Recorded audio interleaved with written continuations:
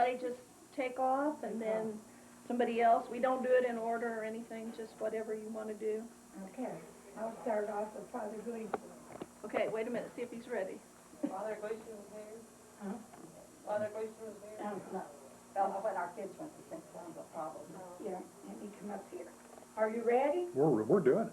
Okay, that was in Would you please identify yourself? Rose Graham. Okay. Mary Ann Lee. Flo Kearney.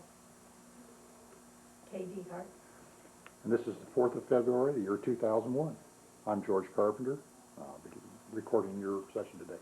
Okay. Father Gleason. Okay, Father Gleason, what I remember of him, I came here in 1945, and we were married November the 1st of 1945. So I come up here to see Father Gleason because we wanted to get married. My husband just got out of the Army in October, and November 1st we wanted to get married. Well, you didn't have to put in 6 months ahead of time at that time. But since he wasn't a Catholic, he said, Your husband. why are you marrying a Protestant?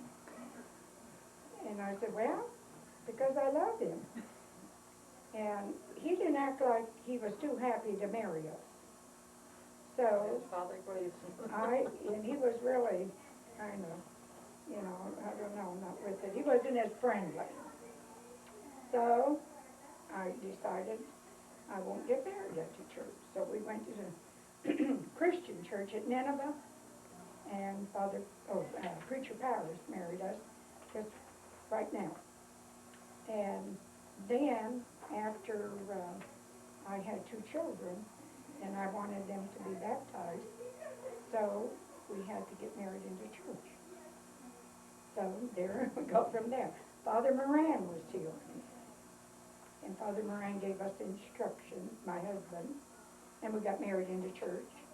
And Jack French and Margaret French stood up with us, and my children were, I think Albert about 5 and Linda maybe 3, or he might have been 6. So then we got married in church. So we have to look up the date. I have it in my book, my Bible, but I forget what date we got married. It seems like it was in December. And Kathy looked it up again. So we remarried in the church. So I've been married 2 times to the same man. To the same man. That's an interesting story. So that's what I know about Father Gleason. But Father Moran was he just went all out. He said, oh, there's no problem. He'd been here, we could have got married. He said, there's no problem. All he has to do is take instruction to know what Catholics believe in, and then you get married. And we had plenty of time to do it. So that was it. What do you know about him?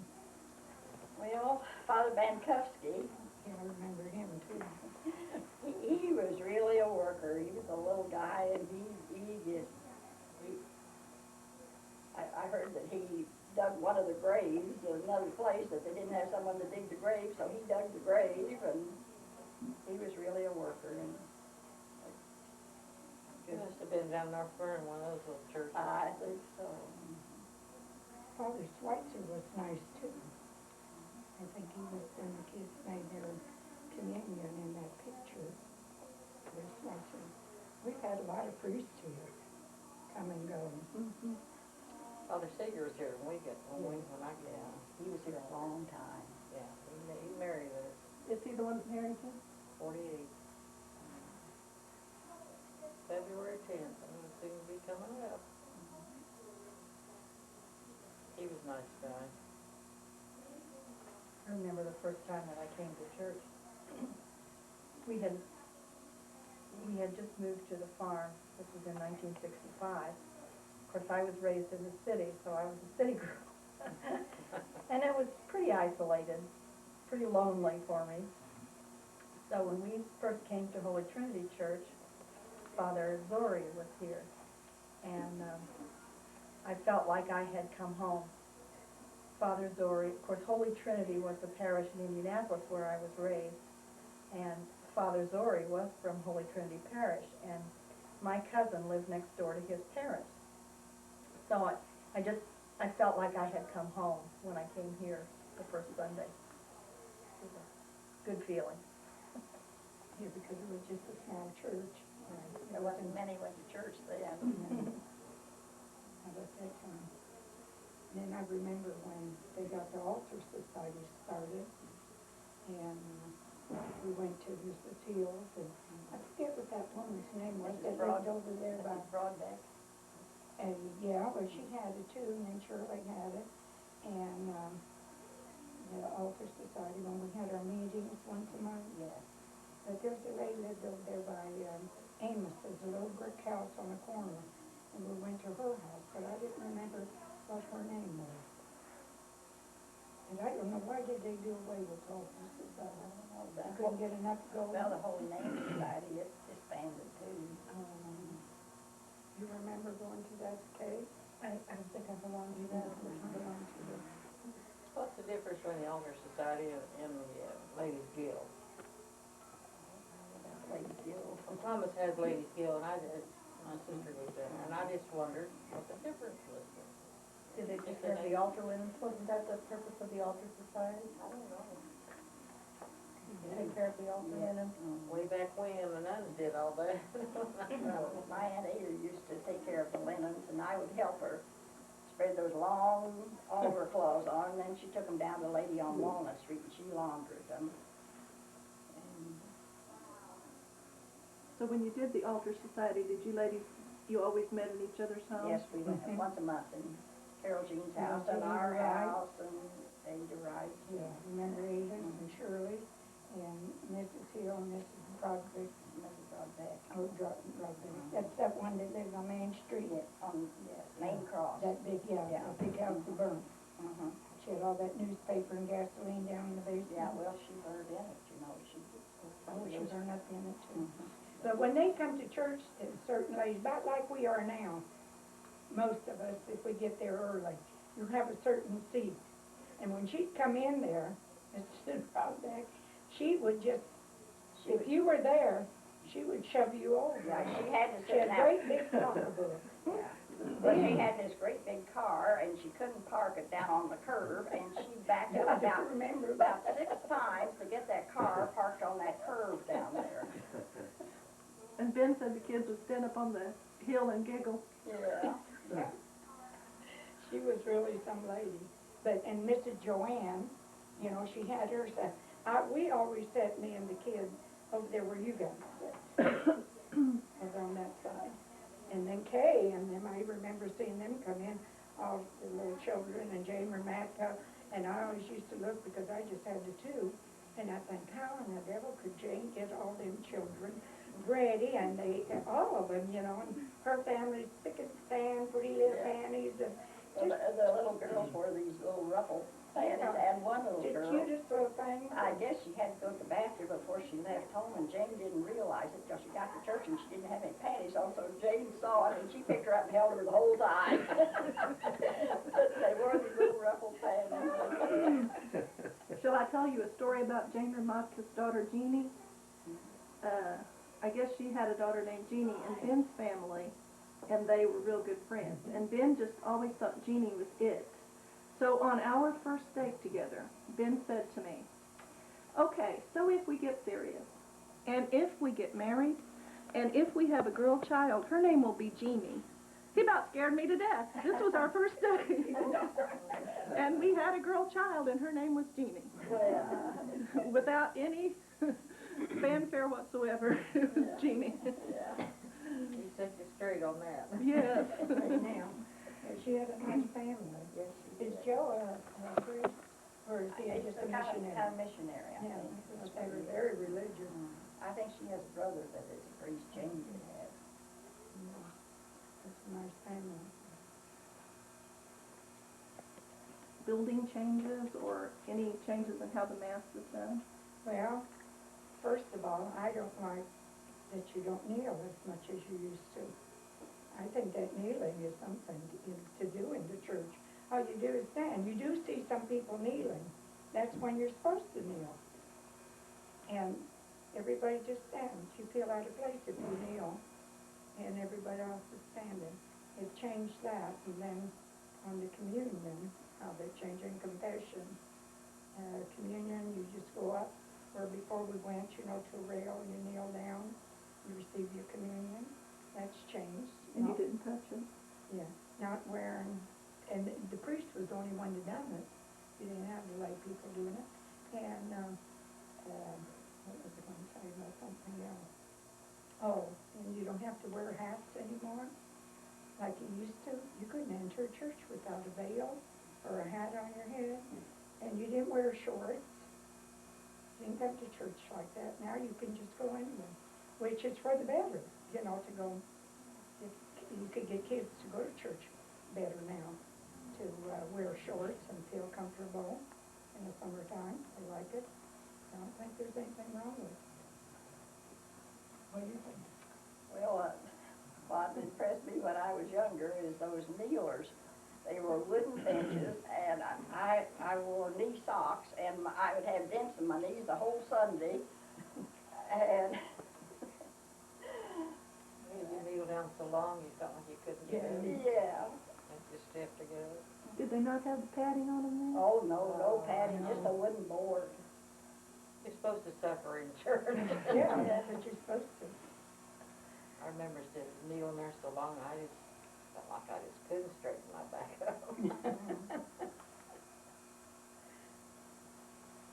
Yeah, I remember going to a retreat. You don't get a Did you taste go of to that. retreat? The little went to some. choir was in a bulletin today, Yeah. let him go up there at that mass. We got a taste of that a few years ago. We went with Gene Hamilton and her husband up to Greenwood at that church. Well, Kim and Francis, they didn't like the changes in the church, Well, they went up that church. When they come out, said, we kind of like the changes in the church. They changed their story real fast. I think there are good and bad points about the changes. There is. Yeah. One thing, you can see what the priest is doing now, and then you couldn't see what You the only priest saw his back. Yeah, didn't Yeah. go to- You didn't know what he was doing up there in front. I think the fact that the people have more participation in the masses is a lot better today than it was before. I mean, there was I practically like no that too. participation at all, I and think now, that's nice too. we are made a greater part of it now, and that does tend to, I think, make you closer to the Lord because you feel like you are participating in something. How about any major changes in the construction of the church? Things that used to be there that aren't? Well, just the altar, really. Altar used to. The altar railing, And then Yeah, the rail, statue's altar. always up there to altar, but they don't anymore. Taking them all away, put them in the back. It's been a change. When I moved here, they had all the altars and still had the communion rail and everything, and when I come back, that was all stripped out. It just didn't look natural. But it was a good change, but you gotta go along with the changes. Yeah. It makes it nice that they do change some of it, because you don't want it like it used to be. We used to have to go to confession every Saturday. Every Saturday. And you had to fast from midnight Yeah. on. Yeah. You couldn't go to communion unless you fasted. After 12 o'clock. We couldn't even get a drink of water even after that. You come to church and then you go to communion. You probably never did know of that, did you? Yeah. So when I made my first communion, from midnight on, you didn't say a word, you didn't take a drink of water or nothing, so communion time next day. I went to a different church, but. And then they used to have the catechism group. All the kids go to catechism, ones that didn't go to Catholic school. They'd have catechism. Ada Wright was a teacher, and Mrs. Howell. I said, I don't remember her. I don't know Mary why. Howell, now I she had remember. about the five-year-olds, Mary Howell did, but my Aunt Ada had the others, kids, and the first row was boys and the second row was girls on the south side of the pews in the church. Now, did they do that before or after church? After After church. Mass. But they all had to sit down there in front, didn't they? Yeah, on the during front seat up church? there. During church, And you yeah. behaved with Mrs. Wright. Mhm. She was strict. The kids didn't move. That's the kind of teachers they need now, you know. Well, the kids, teachers can't do like they did a long time ago. No. Can't discipline them. But they knew not to turn around and talk. And they didn't. Miss Wright was a good teacher.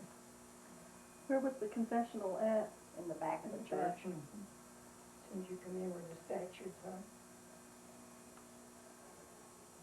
And now it's upstairs. And nobody goes up there. They go to confession. Why did they move it? Does anybody know? Probably somebody. When they made all the changes in church, I suppose. Do any of you remember the murals that were painted on the wall? Up over the altar. Yeah, Those were around pretty the good. altar, uh-huh. Over the 12 apostles. Part of it. And they just painted over there?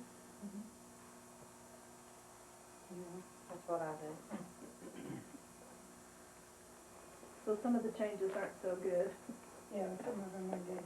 Well, we just had to pick out the good ones and throw them away. Yeah. If you pick out the bad ones and throw away and keep the good ones. Well, I think in earlier times, they used the paintings in the church as teaching tools because there weren't the number of books that we have today. And so they used the pictures on the walls to talk about, you know, like if you have the 12 apostles around the arch at the front of the church, then they could talk about each apostle, and they used those as teaching tools. I think that was the primary reason why there were so many pictures in church at that time.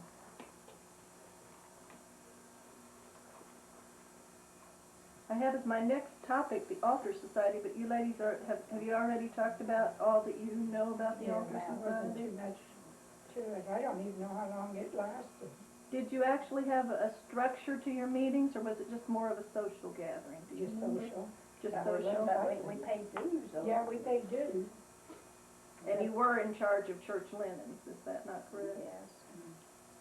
Uh, And more or less flowers too, didn't, my Aunt Ada used to go to canoes and everything and get all these flowers and she'd put on the altar every Saturday for Sunday and. Because they always had he grew flowers specifically for the church. Yes, Yeah.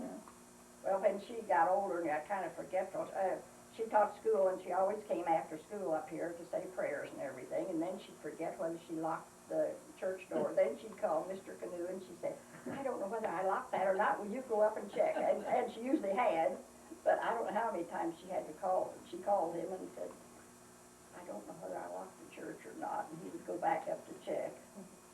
So did you always have a pretty good membership? I mean, you know, was it like 10 people or less? We or had Yeah, more? about 10, we had 10 anyway. Because Ben said his mother was involved in that. Because church wasn't very, you know, active at that. We didn't have that many members in the church. Like at the time when I went, there wasn't. No, there wasn't, no. Not like they have now. A lot of empty They only seats. had one mass a week, didn't they? Yeah, Way back when. Sunday is all. We never had a Saturday mass. Was the Altar Society created because the men had the Holy Name Society? I think the Altar Society was first, don't you? Was And it? then the Holy Name came several years later. And it just kind of dwindled down because of non-participation, or? Yeah, I think that's what it was. People, you know, like they get, everybody start working and they just didn't find the time to go to the meetings. When 2 or 3 people show up, so they finally decided to do away with it. Yeah. Now we're going to tell some people stories. Okay. Just about people who came to the church. Anything you want to tell. Let's make it nice, though. Well, I don't know too Was one much last on one? it. Like Jane and Joe coming with all their children and kids is always, and you wonder how anybody can bring that many children to church when a lot of people don't have any, and they can't go to church, they have excuses. Here she is, and Kay with their children, and Higdon's with their kids, and Carol Swift and her children. Carol Jeans was the best behaved Yeah, I ever saw. and they were all good kids, you know, all the kids that come to church, you never heard them squalling or just seemed like they were all well behaved. And then Mr. Joanne and them having their own ideas. You better not sit in their place. And they push you over and make you move. But you know, a lot of churches are like that yet. They have certain places, I've heard people talk about the Methodist church. They have certain places they get there so they can get that feast. But didn't, back in earlier years, people rent those pews, and then you didn't get in the one that was rented? I don't know. I I don't know. Well, Did they?